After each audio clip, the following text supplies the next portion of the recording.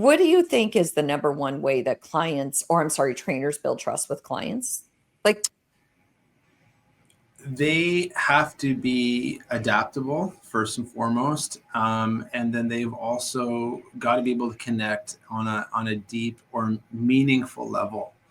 Um, what we often say with trainers is that until you've made a meaningful connection, we really can't deliver on any of our core values at the end of the day. And typically, it happens when stuff hits the fan, when real life happens for clients. It could be a family situation, it could be an emergency, it could even be financial, but it's when we're there to pick those clients up, pull them into the boat, when they're drowning, being able to support them and letting them know ultimately that we're there.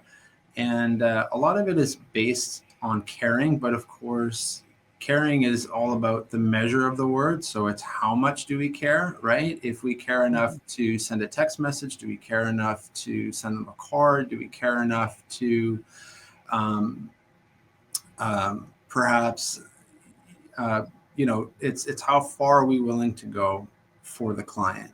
And so you can call that going above and beyond, or you can call that just a matter of caring or truly caring, caring deeply. yeah. Well, I agree. I think that, if you're going to if you're going to build trust with people, you do have to make a connection. On some level, you have to make a connection. Mhm. And I always say that, to me, the one word that comes to my mind when somebody says, well, when it comes to trust, well, I guess two things come to my mind. Number one is listening. Listening always builds trust. If you can just hear somebody without judgment, without interruption, just hear them. Just lay a foundation of, I am here. I'm going to close my mouth. I'm going to use my two ears. And I'm going to hold space for you. Right there, you build people's trust. And then when they're finished, validating. I hear what you're saying. It feels like that's got to be really difficult. Whatever it is that you can say that will validate their experience.